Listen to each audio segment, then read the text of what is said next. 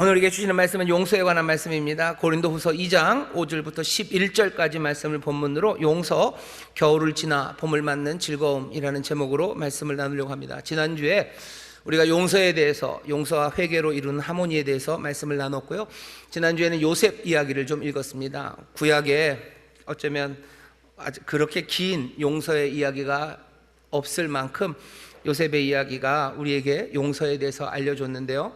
신약에도 많은 용서의 이야기들이 있습니다. 용서하라 이런 이야기 있는데, 용서에 대한 사건, 그 사건이 있습니다.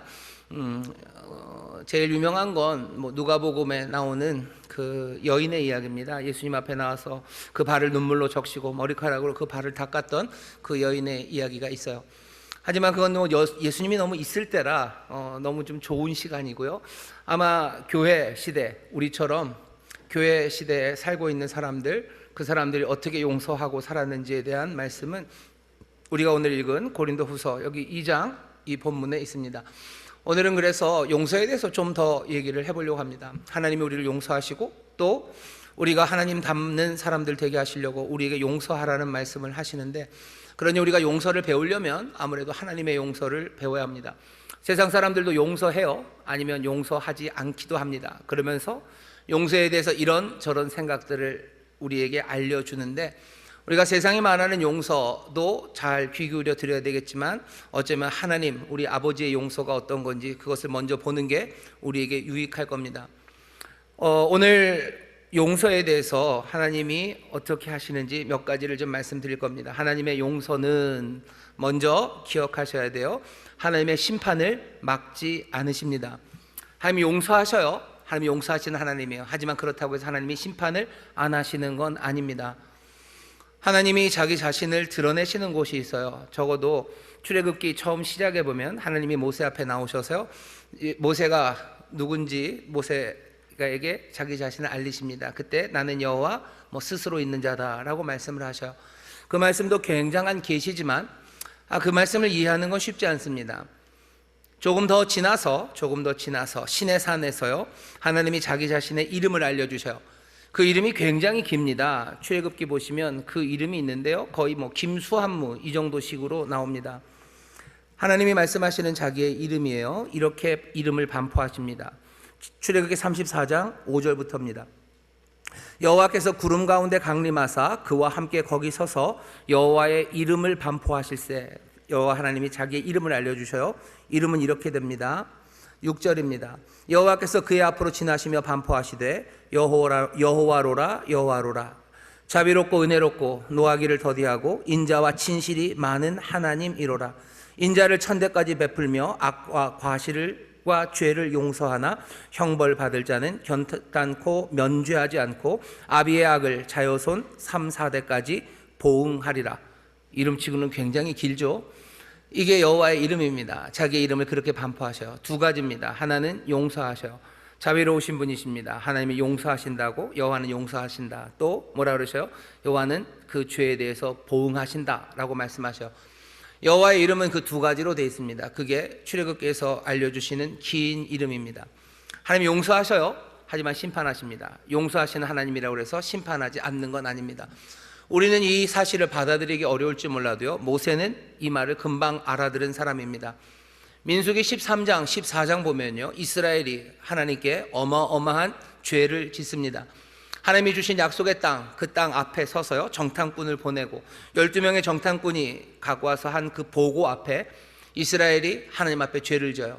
하나님을 무시하는 거죠. 여호와를 원망합니다. 원망하면서 우리를 괜히 애굽에서 데려나와서 우리를 죽이려고 하신다고, 우리가 다시 애굽으로 돌아가겠다고 하나님을 완전히 무시하는 이야기를 합니다. 그때 여호와 하나님께서 화가 나셨어요. 그냥 그 말만 한 게 아닙니다. 그 말을 가로막는 갈렙이 앞에 서서요, 그러지들 마시라고, 하나님이 우리에게 약속하셨으니 우리에게 그 땅을 주실 거라고, 우리가 가서 그 땅을 취할 수 있을 거라고 사람들의 마음을 돌려보려고 하지만 되지 않습니다. 사람들은 오히려 돌을 들어서 갈렙과 모세를 돌로 치려고 해요. 그때 하나님이 임재하시죠. 회막 가운데 임재하시며 모세에게 얘기합니다. 그 사람들에게는 얘기할 필요도 없어요. 모세에게 하시는 말은, 모세야, 내가 전염병으로 이 사람들 다 죽일 거다. 그리고 너 나와 함께 더 크고 위대한 나라를 만들러 가자라고 얘기합니다. 그때 모세가 하나님 앞에 나와서 엎드려서 기도하죠. 그러시면 안 된다고, 그러시면 안 된다고. 그러면서 모세가 하는 기도를 보면 모세는 여호와 하나님의 이름을 기억합니다. 민수기 14장 18절 모세의 그 중보의 기도의 마지막쯤엔 이렇게 되어 있습니다. 여호와는 노하기를 더디하고 인자가 많아 죄악과 과실을 사하나 형벌받을 자는 결단코 사하지 아니하고 아비의 죄악을 자식에게 갚아 3, 4대까지 이르게 하시리라 하셨나이다. 주는 사하신다고 하셨어요. 주는 또한 거기에 벌을 주신다고 하셨어요. 모세가 정확하게 기억하죠. 그리고 모세는 뭐라고 그 다음에 기도합니까? 19절 보면 구하옵나니 주의 인자와 광대하심을 따라 이 백성의 죄악을 사하시되 애굽에서부터 지금까지 이 백성을 사하신 것 같이 사하옵소서. 모세의 작전은 분명합니다. 여호와는 사하시기도 하시고 또 그 죄를 물으시기도 하시는 거예요. 내가 다 압니다. 그러니 이번엔 이거 하지 마시고 그냥 사하시라고, 그냥 용서해 달라고 매달리며 기도합니다. 하나님이 뭐라고 대답하실 것 같으셔요? 바로 대답하십니다. 민수기 14장 이어지는 20절에 여호와께서 가라사대 내가 네 말대로 사하노라. 용서하신대요. 오, 잘 됐죠? 그런데 말을 이어가십니다. 21절입니다. 그러나 진실로 나의 사는 것과 여호와의 영광이 온 세계에 충만할 것으로 맹세하노니 나의 영광과 애굽과 광야에서 행한 나의 이적을 보고도 이같이 10번이나 나를 시험하고 내 목소리를 청종치 아니한 그 사람들은 내가 그 조상들에게 맹세한 땅을 결단코 보지 못할 것이요 또 나를 멸시하는 사람은 하나라도 그것을 보지 못하리라. 하나님이 사하신다고 하셨어요. 그리고 뭐 하셔요? 거기에 대한 책임을 물으십니다. 이 사람들이 한 일에 대해서 심판하셔요. 그리고 그 벌을 분명히 주십니다. 그 땅 못 본다. 그게 하나님이 하시는 말씀이에요.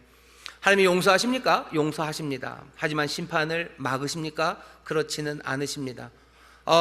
저런, 그렇군요. 하지만 너무 실망하지 마셔요. 이 사람들이 40년이 지나고 40년을 광야를 지나고 사람들이 다 죽어갈 때쯤 이제 정말로 가나안 땅에 들어가야 되는 그 시간에 모세가 신명기에서 하나님의 말씀을 다시 한번 마지막으로 전합니다. 마지막으로 모세를 통해서 하나님이 이 백성들에게 말씀을 전할 때요 지난 40년의 의미를 설명해 줍니다. 그게 신명기 8장 5절에 이렇게 돼 있어요. 너는 사람이 그 아들을 징계함 같이 내 하나님 여호와께서 너를 징계하시는 줄 마음에 생각하고 40년 동안 벌 줬어요. 사하신다고 하시니 벌 주셨죠. 이게 뭡니까? 나중에 얘기하십니다. 내가 너희를 자식같이 자녀같이 여겨서 훈육하기 위해서 아들을 징계함 같이 그렇게 너희를 징계하는 거라고 너희들 마음에 생각하라고 시간이 지나서야 말씀하셔요. 하나님이 용서하십니다. 하지만 심판을 막지 않으셔요. 하지만 심판을 막지 하시는 그 이유는 뭡니까? 아들처럼 여기시기 때문이에요. 이 사람들을 사랑하시기 때문이에요. 그게 하나님의 용서의 그림입니다. 우리는 용서한다는 게 하나님의 이 용서와는 달리 그냥 확 그래 괜찮아 라고 하는 거, 거기에 대해서 책임을 묻지 않아야지 용서라고 생각해요. 하지만 그렇지 않습니다. 책임을 묻지 않는 게 용서가 아니에요. 어쩌면 책임을 묻는 게 끝까지 이 사람들을 자녀로 붙잡으시려는 하나님의 뜻 때문입니다. 우리가 하지 못하고 있는 용서들, 하지만 아니면 용서를 하면서도 이게 하나님의 용서와 다른 용서들에 대해서 다시 한번 생각하셔야 돼요. 하나님의 용서는 심판을 막지 않습니다. 그 밑바탕에는 이들을 자녀같이 여기는 사랑이 있습니다. 하나님의 용서는 또 하나 기억하셔야 돼요. 회개를 기대합니다. 하나님이 용서하셔요. 그러면서 어떻게 하셔요? 회개를 기대하십니다. 역대하 7장 14절에 보면 이런 말씀이 있습니다. 들어보시죠. 내 이름으로 일컫는 내 백성이 그들의 악한 길에서 떠나 스스로 낮추고 기도하며 내 얼굴을 찾으면 내가 하늘에서 듣고 그들의 죄를 사하고 그들의 땅을 고칠지라 말씀하셔. 주님은 사하십니다. 그리고 그 땅을 고치실 거예요. 용서하시고 이제 그 징벌 그것도 다 회복시키실 겁니다. 언제? 그 사람들이 악한 길에서 떠나 스스로 낮추고 기도하며 그 다음에 하나님의 얼굴을 찾으면 그런데요. 하나님은 회복시키고 사하실 준비가 되셨어요. 회개를 기대합니다. 여기 말하는 악한 길에서 떠나는 것, 스스로 낮추는 것, 기도하고 주님의 얼굴을 구하는 것, 이것이 회개의 모습입니다. 하나님이 기다리는 회개, 어쩌면 우리도 기다리는 회개는 그냥 단순히 내가 잘못했어, 내가 지난번에 그렇게 한 게 참 후회되네 라고 표현하는 것, 그거는 아닙니다. 회개는 삶 전체의 변화를 말합니다. 잘못된 길에서 돌아서는 거죠. 악한 길에서 떠나야 되는 거예요. 스스로 낮추는 겁니다. 자기를 높였던 사람은 엎드리기 시작하고 악한 길에서 그 길에서 떠나기 시작하고 내가 기도하며 살아가는 거지 이것저것 다른 것들을 구하며 살지 않습니다. 하나님의 얼굴을 찾으며 사는 거예요. 전에는 하나님을 등지고 살았던 그 사람들이 하나님을 향하여 하나님의 얼굴을 향하여 내가 하나님 앞에 돌아서는 것, 그것이 회개입니다. 하나님은 그 회개를 기다리셔요. 하나님은 그 회개를 기대하십니다. 하나님은 그냥 용서하고 가라, 그래 가라라고 하지 않으셔요. 회개를 기다리셔요. 우리의 용서는 어떤지 한번 생각해 보시면 돼요. 우리가 우리 형제 자매들을 이 공동체 안에서 우리의 용서는 회개를 기대하며 용서합니까? 아니면 그냥 내 마음 편하려고 그래 신경 안 쓰겠다 가버려라 하고 어쩌면 버리는 회개입니까? 버리는 용서입니까? 하나님 회개를 기다리십니다. 하지만 하나님이 또 아시는 게 있어요. 뭐냐 하면 이 회개를 이루려면 이스라엘 이 하나님의 백성에게는 새 마음과 새 영이 필요합니다. 새 마음과 새 영이 없으면 안 돼요. 왜? 그 마음 그대로라면 여전히 그 길로 갈 거예요.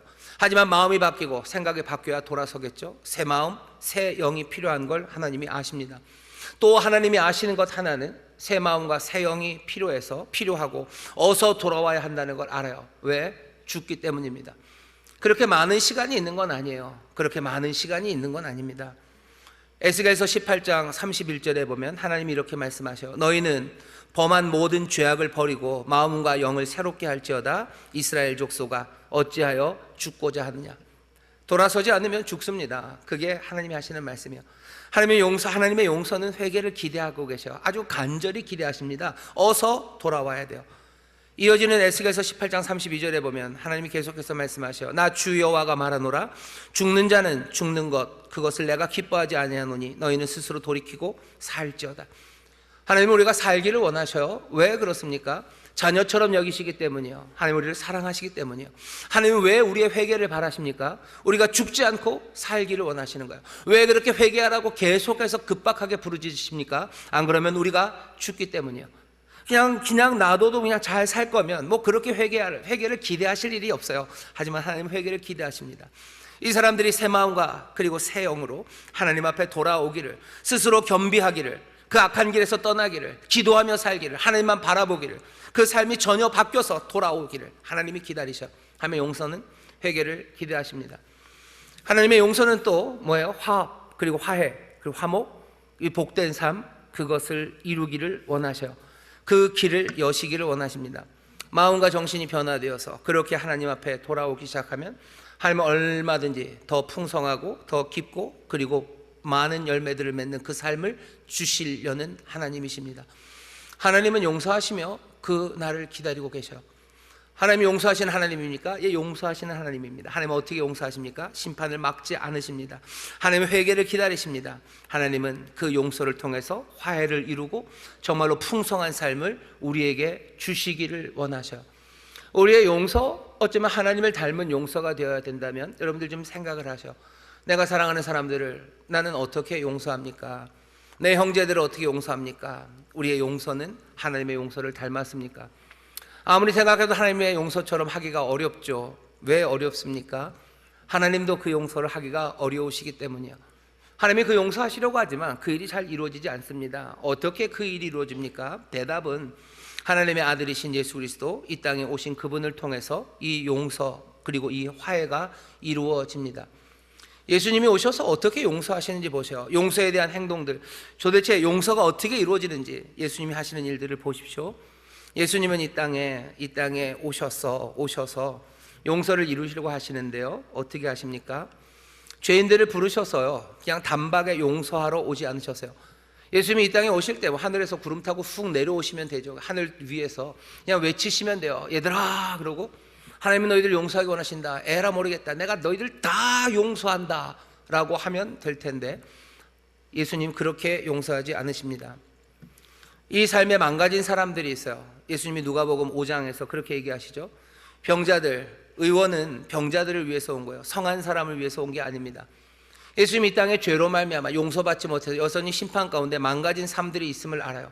이 사람들이 이 심판이 어떻게 해요? 회개를 통해서 용서받고 그래서 복된 삶을 살아야 되죠. 이 하나님 아버지의 뜻을 이루러 주님이 오셨습니다. 죄로 인하여 망가진 사람들에게 오셨어요. 그럼 오셔서 뭐 하시면 됩니까? 용서하면 될 것 같죠? 그렇게 하지 않으십니다. 누가복음 5장 32절에 보면 예수님이 이렇게 얘기하셔. 내가 의인을 부르러 온 것이 아니래요. 죄인을 불러 어떻게 하게 하신다고요? 회개시키러 왔노라 말씀하셔. 죄인을 불러서 내가 용서하러 왔노라 라고 안 하십니다. 죄인을 불러서 뭐요? 회개하러 왔노라, 회개시키러 왔다고 얘기하셔. 예수님이 이 땅에 오셔서 처음으로 외쳤던 말씀은 용서한다, 너희가 이제 복받아라가 아니에요. 회개해라, 천국이 가까웠다 라고 말씀하십니다. 하나님이 심판하시고 그 용서가 심판을 배제하지 않으시고, 하나님은 그 용서 가운데 우리의 회개를 기다린다고 하셨죠. 그 일 그대로 이루러 오신 겁니다. 회개 없이는 용서 없습니다. 주님이 이 땅에 오셔서 하시는 일이에요. 죄인들을 회개하게 하기 위해서 오셨어요. 오늘 이 자리에서 주님이 하시는 일, 우리를 회개하게 하시는 일입니다. 회개의 영을 부으시고 말씀으로 우리에게 보이시고 그 찬란하고 영광스러운 삶, 빛을 비추셔서 우리의 어둠을 깨닫게 하시고 우리에게 새 마음과 새 영을 주셔서 우리로 돌아서게 하시는 것, 그것이 주님이 하시는 일이에요. 아버지의 용서는 어떻게 이루어집니까? 아들이신 예수 그리스도를 통해서 이루어져요. 죄인인 사람들, 병든 사람들, 그 죄인들을 예수님 불러서 회개시키러 오셨대요. 회개, 용서 없이는 안 될 겁니다. 예수님의 용서, 그 용서는 그럼 어떤 반응, 어떤 결과를 낳습니까? 용서받은 사람들은 어떻게 해요? 내가 너 용서했다 그러면 그냥 훅 가버리는 것 같죠? 그렇지 않습니다. 예수님의 용서에 대한 올바른 반응은요, 자유함으로, 어쩌면 뭐든지 할 수 있는 대로 가버리는 게 아닙니다.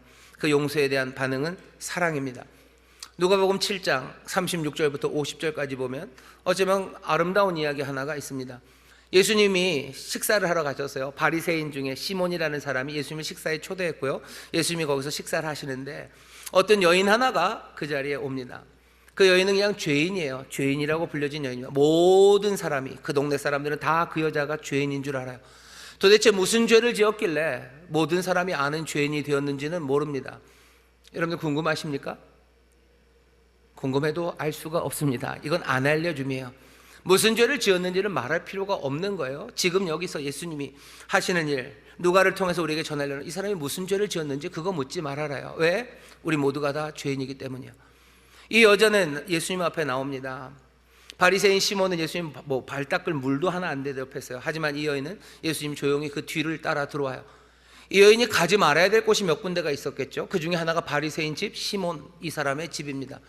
왜 죄인인 여자가 바리새인에게 갑니까? 다른 사람들은 뭔가 죄를 이해해도 죄에 대해서 가장 날카롭게 날이 선 사람들이 바리새인들이에요. 거기 가면 안 돼요. 다른 데서는 그냥 욕 한 바가지 먹을 거, 바리새인의 집에 가면 뭘로 먹겠습니까? 그냥 엄청 욕 먹을 거고 눈치 받을 거예요. 근데 이 여인은 예수님을 따라 그 집으로 와요. 그 집으로 옵니다. 그리고 그 뒤에 서죠. 눈물이 그 발에 두두두둑 떨어집니다.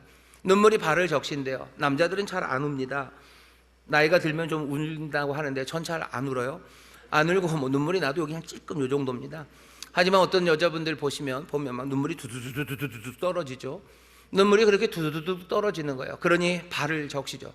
예수님의 발을 적신 그 발을 뭐 어떻게 할 도리가 없죠. 그러니까 자기가 머리카락으로 그걸 닦습니다. 닦고는 또 어쩔 줄 모르죠. 그리고 그 발에 입 맞추고 가지고 왔던 그 향유를 그 발에 부어요. 이걸 보고 뭐 바리새인이 열받은 거예요. 죄인인 여자가 온 거예요. 여자가 발을 막 만지고 닦고 하는데도 예수님은 가만히 있어요. 저 양반 뭐 하는 거냐 싶은 거죠. 그러면서 분개하고 있습니다. 예수님 무슨 얘기를 하셔요? 다른 얘기 아닙니다. 이 여인은 죄 용서함 받은 여인이래요. 예수님을 언제 만나고 이 여인이 어떻게 회개했고 그래서 예수님이 언제 용서를 선포했나, 그런 건 그렇게 중요하지 않아요. 이 여인은 죄인이고 이 여인은 용서받은 사람입니다. 그리고 나서 하는 일은 뭐예요? 이 여인은 예수님을 사랑합니다. 용서함 받았다고 해서 어디 멀리 떠나가지 않아요. 이 여인은 예수님을 뒤따르기 시작해요.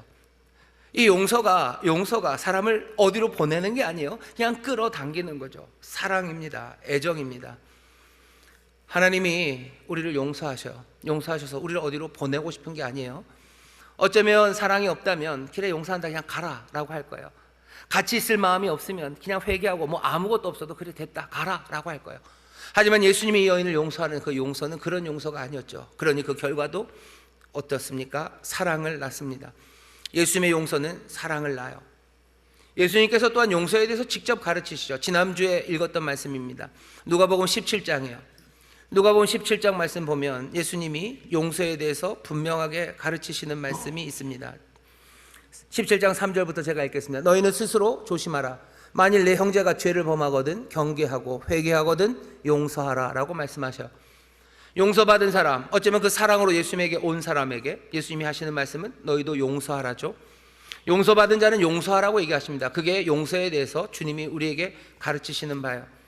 하지만 여기 누가복음 17장을 잘 보면요, 용서에는 과정이 있다는 걸 압니다. 용서는 그냥 단번에 다 용서하는 게 아니에요. 예수님도 그러셨어요. 하나님도 그러셨어요. 하나님도 이스라엘을 사랑하시니 그냥 죄가 있어 다 용서한다라고 보내지 않으셔요. 예수님도 그냥 하늘에 오셔서 죄인 불러서 다 용서하라고 하지 않으셨어요. 죄인을 불러서 회개시키셔요. 그리고 용서하신 다음에 사랑으로 끌어안으십니다. 그 시간, 그 과정이 있어요. 용서를 우리가 배우는 것, 용서를 배우는 것, 우리가 호구되게 하려고 우리를 가르치시는 게 아닙니다. 우리는 호구로 사는 것 아니에요. 우리는 뭐로 삽니까? 예수로 삽니다. 요즘 라임이 되나요? 호구로 살지 않아요. 예수 믿는 사람은 용서해야 되니까 그냥 무슨 잘못하면 다 용서하고 결국 호구로 살라는 거구나. 아니, 예수님이 우리를 호구로 살라고 하신 적이 없어요. 예수 믿는 사람이나 다른 사람들이 우리를 짓밟고 계속해서 우리가 당하더라도 그 사람들 그렇게 하도록 내버려 두라고 부름받은 적 없습니다. 3절 보시면 너희는 스스로 조심하라. 만일 내 형제가 죄를 범하거든 경계하고 회개하거든 용서하라. 경계하라는 게 이게 조심하라는 게 아닙니다. 가르치라는 거예요. 꾸짖으라는 거예요. 책임을 물으라는 거예요. 예수님이 이 땅에 오셔서 많은 죄인들을 용서하십니다. 하지만 자기가 당한 모든 죄에 대해서 그냥 묵묵하지 않으셔요. 예수님 잘못한 것에 다 얘기하십니다. 십자가 지실 땐 그러지 않았습니까? 예수님 십자가 지실 때 모든 죄를 다 감당하셨기 때문이요. 모든 죄를 감당하시니 죄인으로 가는 길입니다. 죄인이 죄인 대접받는 것에 대해서 예수님 말씀하지 않으셔요. 하지만 세상이 의인인 예수님을 죄악되게 대했을 때 예수님 거기에 순순히 굴복하지 않으십니다. 예수 믿는 사람들 호구되라고 가르친 적 없어요. 여러분들 꼭 기억하셔요. 여러분들 죄, 잘못, 그 모든 것에 대해서 경계하라고 얘기하셔요. 그 다음엔 회개하거든. 그들이 회개하기를 기다리라는 거죠. 사람들이 회개하거든 그러면 용서하랍니다. 그렇게 용서하시면 돼요. 과정이죠. 시간이 필요합니다. 관계 안에서 일어날 거예요. 17장 4절 보면 만일 하루 7번이라도 내게 죄를 얻고 7번 내게 돌아와 내가 회개하노라 하거든 너는 용서하라. 도대체 누가 하루에 7번이나 그렇게 잘못을 하고 또 회개하는 사람이 있겠습니까? 이건 가까운 관계 아니면 이루어질 수 없어요. 어디 저기 멀리 있는 트럼프가 저한테 죄를 몇 개나 짓겠습니까? 하루에 7번 짓고 회개할 수 있는 사람은 누구겠습니까? 내 아주 가까운 사람들이요, 내 형제들이요, 내 자매들이요, 내 부모예요, 내 자녀예요. 우리가 함께 신앙생활하는 우리의 믿음의 형제 자매들입니다. 이 사람들에 관한 이야기죠. 시간 필요합니다. 경계해야 되고 그리고 또 이제 회개하기를 기다려야 돼요. 관대함으로 기다리는 거죠. 그 고백과 회개가 있을 때까지. 그리고는 용서합니다. 그게 예수님에게 우리에게 용서는 그렇게 하래요. 근데 그 말씀만 있는 건 아니죠. 예수님께서 본으로 보여주신 것은 어쩌면 철저한 사랑 그리고 원수까지 사랑하는 그 모습입니다. 십자가에 못 박힌 사람들은 소리를 지릅니다. 소리를 질러요. 그들이 내는 소리라는 건 늘 저주죠. 저주, 단발마의 비명들, 그리고 온갖 욕설들, 사람을 향한 원망들, 별별 사람 다 원망할 겁니다. 아버지, 어머니부터 원망할 거고 누구 할 것 없이 자기를 지금 못 받고 있는 사람들 향해서 저주하겠죠. 네가 나한테 이렇게 하면 네 어쩌고 그냥 온갖 것들이 쏟아져 나올 거예요. 하지만 예수님 그 십자가 위에서 그런 소리들은 예수님의 입에서 나오지 않아요. 예수님은 그 못 박는 사람들을 사여달라고, 저들은 지금 무슨 일을 하는지 모른다고 아버지 앞에 기도하며 구합니다. 뭐라고 하시는 거예요? 이미 얘기하셨어요. 너희들 원수를 사랑하라고 얘기하셔. 너에게 죄 지은 자들 사하라고 얘기하시죠. 그 이야기를 그대로 보여주신 겁니다. 우리가 용서받았으니 용서해야 됩니다. 그 과정이 있는 거 그건 충분히 이해가 됩니다. 하지만 어떻게 이렇게 철저하게 끝까지 그 원수라도 우리가 관대함으로 기다리며 용서할 수 있습니까? 성령의 도우심 없이면 되지 않습니다. 성령이 우리 가운데 임하지 않으시면 되지 않아요. 사랑의 은사를 주신다 그러죠. 사랑은 뭡니까? 사랑은 오래 참는 거예요. 사랑은 오래 참습니다. 견딥니다. 그냥 견디는 거예요? 바라며 견디는 거예요. 불의를 기뻐합니까? 아니요, 불의 기뻐하지 않습니다. 진리와 함께 기뻐합니다. 불의를 용납합니까? 그거 용납은 못합니다. 하지만 기다려요, 견뎌요. 그리고 끝까지 그 일을 하는 것, 그것이 사랑이에요. 성령의 은사예요. 성령이 우리를 도우시면 그 일합니다. 아니 그 일이 없으면, 이 용서가 없으면 세상에 구원함은 없습니다. 예수님이 그렇게 사랑하지 않으셨다면, 예수님이 그렇게 용서하는 그 길을 끝까지 견뎌내지 않으셨다면 이 세상에 구원이 없는 것처럼 우리의 삶에도 하나님의 구속과 하나님의 그 놀라우신 은혜의 역사가 시작되기 위해서는 성령으로 말미암아 성령과 함께 이 끝까지 용서하는 일, 용서함 받은 자가 용서하는 이 일을 우리가 감당해내야 합니다. 그게 하나님이 뜻하신 용서하시는 아버지, 그 아버지의 뜻을 누가요? 아들이 이루어내는 방법이에요. 자신이 그 용서로, 사랑으로 사람들 이끌어내시고요, 그리고 또 용서하는 사람들 만드셔서 세상으로 보내시죠. 그러면 아버지의 뜻이 이루어집니까? 이루어집니다. 심판으로 엉그러진 그 세상에 회개의 역사가 새 마음과 새 영으로 이제 부으시는 하나님의 영으로 이제 세상은 하나님과 화목하게 되는, 서로 화목하게 되는 그 세상을 이루며 살아가게 됩니다. 그 일이 어떻게 이루어지는지 궁금하시죠? 오늘 본문 우리가 읽은 고린도후서 2장이 이 성령의 충만함을 받은 바울이 어떻게 용서하는지에 관한 이야기예요. 성령이 함께 하시는 고린도 교회가 어떻게 용서하는지에 관한 이야기입니다. 성령 충만한 사람들은 어떻게 용서합니까? 여기도 마찬가지예요. 회개를 기다립니다. 그냥 용서하는 거 아니에요. 성령 충만하니까 용서해야 되는 것 아닙니까? 천만에 오늘 본문을 보세요. 고린도후서 2장 5절입니다. 근심하게 한 자가 있었을지라도 나를 근심하게 한 것이 아니요 근심하게 한 사람이 있었죠. 6절 보시면 이러한 사람이 많은 사람에게 벌 받은 것이 족하도다. 심판, 판결, 징계가 이 사람에게 있습니다. 누군가 고린도 교회에 심각하게 잘못한 죄를 지은 사람이 있어요. 이 사람 벌 받습니다. 아, 교회가 용서해야 되는 것 아닙니까? 성령 충만한 바울이, 아니면 성령 충만한 고린도 사람들을 용서해야 되는 것 아닙니까? 아니요, 그렇게 안 합니다. 벌 줍니다. 이 사람이 도대체 무슨 일을 했었는지 여기는 없죠. 고린도 전서를 잘 읽어보면 아마 이 사람은 아마도 고린도 전서 5장 1절부터 5절에 나왔던 사람일 겁니다. 이 사람은 무슨 죄를 지었냐면요, 자기 아버지의 처와 같이 산 사람이에요. 아니 그럼 또 엄마랑 살지 뭐 누구 안 삽니까? 그런 게 아니죠. 여기서 같이 산다는 건 뭐 그런 의미가 아닙니다. 뭔가 훨씬 더 뭐 부인처럼 데리고 산 거예요. 어떻게 그럽니까? 맞아요. 어떻게 그럽니까? 이방인들도 하지 않는 그 짓을 한 거예요. 어쩌면 진짜 친엄마는 아니겠죠. 친엄마는 아니겠죠. 아버지가 얻었던 어쩌면 뭐 계모쯤 될 겁니다. 아버지 돌아가신 후겠죠. 그래도 그 정도는 돼야지 말이 좀 더 우리가 받아들일 수 있겠죠. 아버지 돌아가시고 나서 아버지의 여인이었던, 어쩌면 어머니로 모셨던 그 사람을 이 아들이 데리고 사는 거예요. 고린도 교회에서는 이거를 그냥 두고 있습니다. 어쩌면 용서라는 이름으로. 바울이 고린도전서 5장에서 너희들 뭐 하는 거냐, 이거 안 된다, 쫓아내라, 이게 쫓아내라, 가만두면 안 된다, 이거 용서할 일 아니다 라고 분명히 얘기해요. 성령 충만한 사람은 그냥 다 용서하고 그냥 가게 둡니까? 아니요, 그럴 수 없어요. 분명히 징벌이 있습니다. 그럼 이 사람은 회개합니까? 힌트는 그냥 7절에 있어요. 그런즉 너희는 차라리 저를 용서하고 이제는 위로하랍니다. 왜? 저가 너무 많은 근심에 잠길까 두려워하노라. 어쩌면 고린도전서 5장에 있었던 그 사람은요, 지금 근심하고 있답니다. 시간은 어느 정도 지났고 이 사람은 근심해요. 이게 무슨 회개의 증거가 됩니까? 회개가 증거가 될 수 있습니다. 여러분들 한번 생각해 보시오. 교회에서 여러분들을 쫓아냈어요. 왜? 뭔가 잘못했다고. 여러분 어떻게 하실 것 같으셔요? 근심하십니까? 내가 이놈의 교회 오나 봐라죠, 그죠? 내가 이놈의 교회 오나 봐라, 뭐 위에서 안 믿고 말지, 그냥 가버릴 거예요. 근데 이 사람은 뭐예요? 근심하고 있어요. 근심해요. 갑니까? 안 갑니다. 여전히 교회 안에 있으면서 그냥 괴로워하고 근심하고 있어요. 근심하고 있다는 건 이 사람이 이전의 행실을 버렸다는 거죠. 어쩔 줄 몰라 하죠. 그리고 힘들어 하죠. 이제 말합니다. 차라리 저를 용서하고 이제는 위로해라. 8절입니다. 그러므로 너희를 권하노니 사랑을 저희에게 나타내라. 이제 그를 다시 사랑하래. 이만하면 됐다, 받아들여라. 어쩌면 징계, 처음에 그 징계의 목적도 이 사람을 받아들이려고 하는 거예요.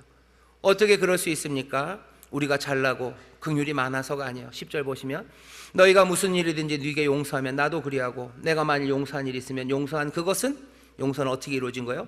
너희를 위하여 하나님 앞에서, 그리스도 앞에서 한 것이니. 그리스도 앞에서 한 겁니다. 나를 용서하시는 그분 앞에서, 나를 용서하시는 그분의 눈앞에서 내가 그분의 눈을 보며 내가 용서하지 않을 수 없어요. 그 은혜 안에서 용서합니다. 이 용서, 그래서 사랑을 내보이는 일은요, 굉장히 중요한 일입니다. 왜? 그렇게 하지 못하게 하는 게 사단의 괴계예요. 사단의 괴계, 이 괴계를 우리가 알지 못하는 바가 아니랍니다. 우리가 알지 않냐라는 강조죠. 부정의 부정, 아주 강한 문제. 우리가 안다요. 용서하지 못하게 하는 거, 이게 사단이 기뻐하는 일이고 우리를 죽게 하는 일인 걸 우리가 안다요. 그러니 아주 강력하게 용서를 말하는 겁니다.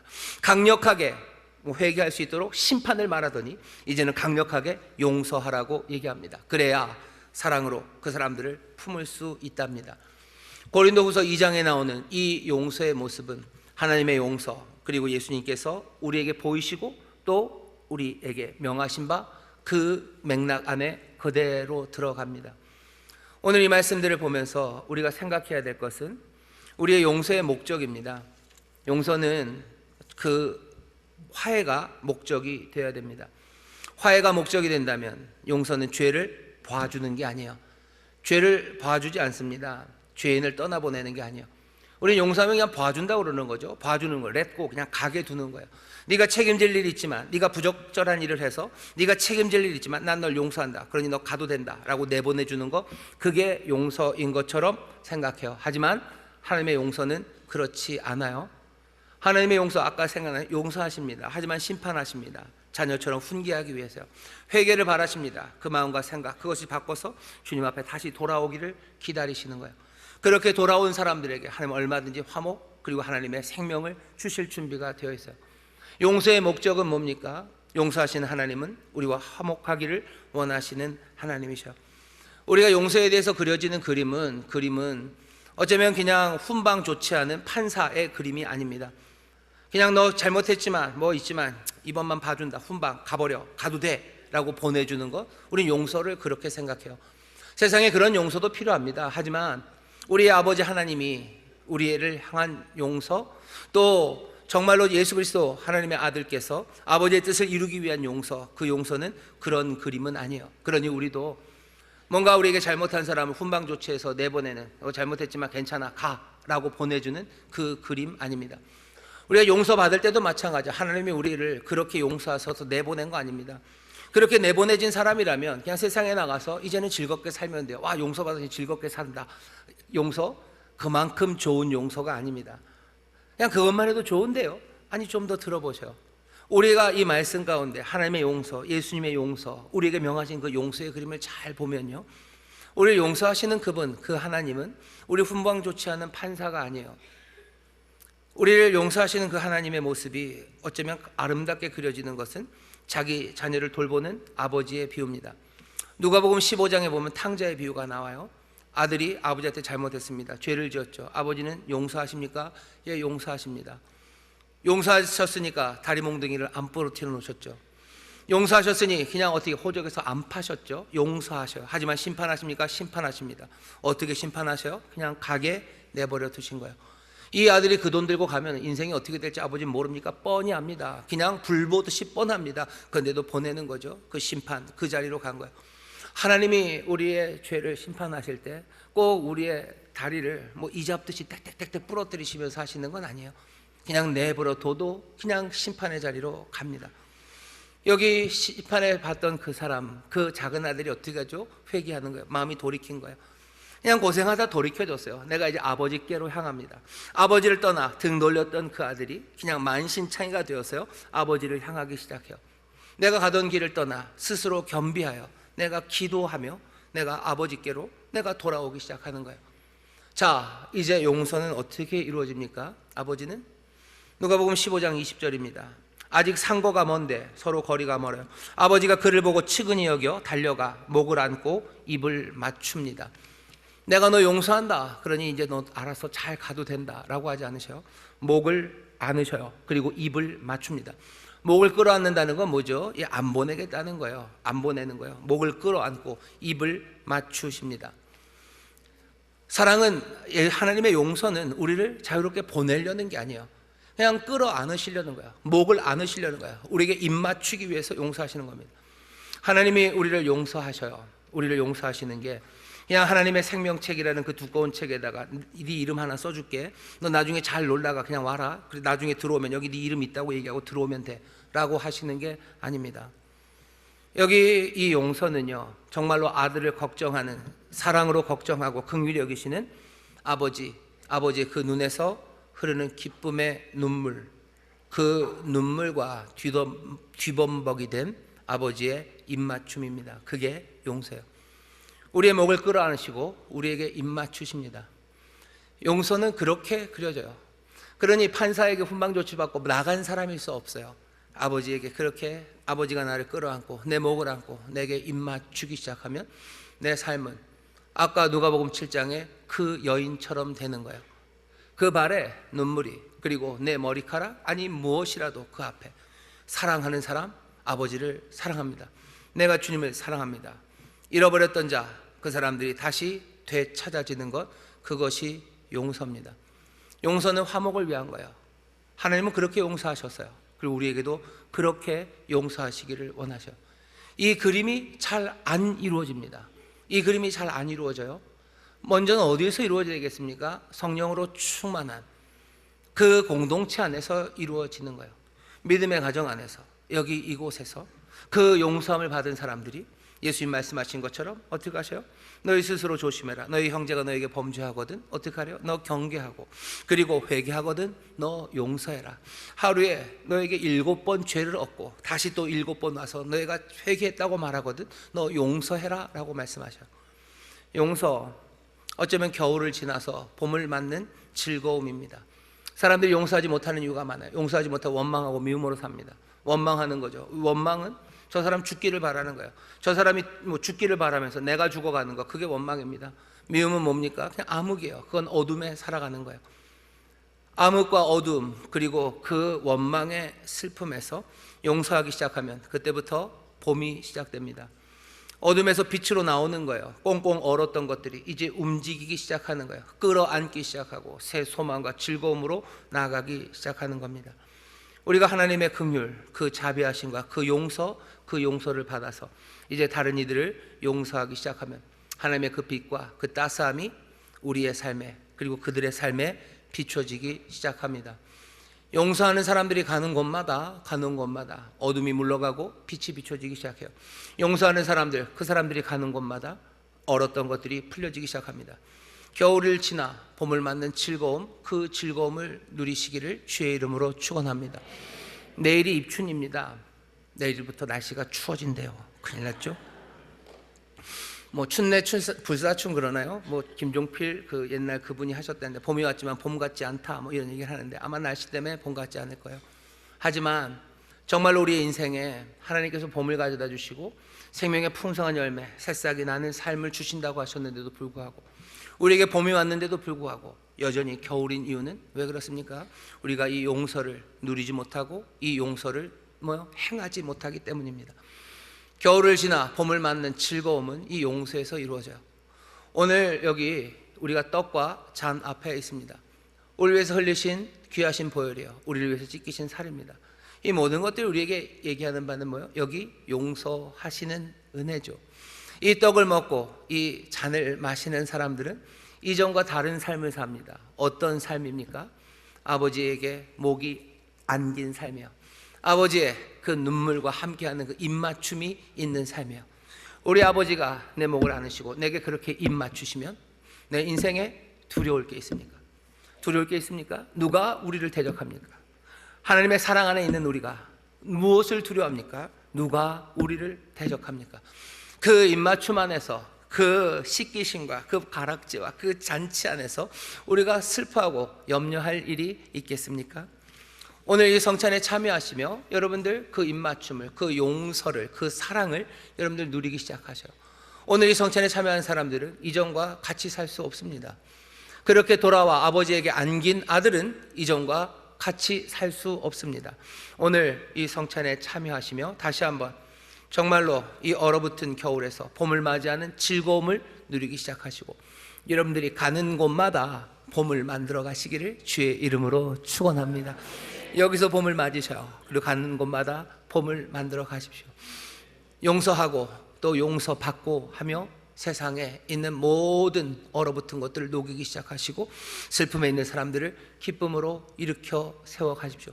가정에서 그 일을 시작하셔, 구역에서 그 일을 시작하셔. 그리고 점점점 이 봄이 퍼져가기 시작하고 이 은혜가, 이 사랑이, 이 용서가 퍼져나가기 시작할 때 이 땅에 아버지의 선하신 뜻이, 아버지의 그 나라가, 그 은혜의 나라가, 평강의 나라가, 그 희락의 나라가 성령과 함께 우리 가운데 주어지게 될 줄 믿습니다. 기도하겠습니다. 하나님 감사합니다. 우리가 받은 용서 다시 한번 기억하게 하시고, 용서하라고 하신 주의 말씀 마음에 품어 아버지 하나님 정말로 봄을 누리고 아버지 봄을 만들어가는 하나님의 사람들이 되게 하여 주옵소서. 아버지 하나님이 성찬의 귀한 은혜 앞에 우리를 두셨으니 우리 앞에 놓인 이 찢기신 살과 아버지 하나님이 흘리신 보혈, 우리를 향한 아버지 하나님의 용서요, 우리를 두르시고 우리를 붙잡으시는 귀하신 사랑이오니 아버지 하나님 모두가 이 은혜를 누리며 아버지 새로운 삶, 아버지 하나님 정말로 눈물 흘리며 주를 사랑하는 복된 이들, 아버지 용서의 다짐이 있는, 아버지 회개의 다짐이 있는 하나님의 자녀들 되게 하여 주옵소서.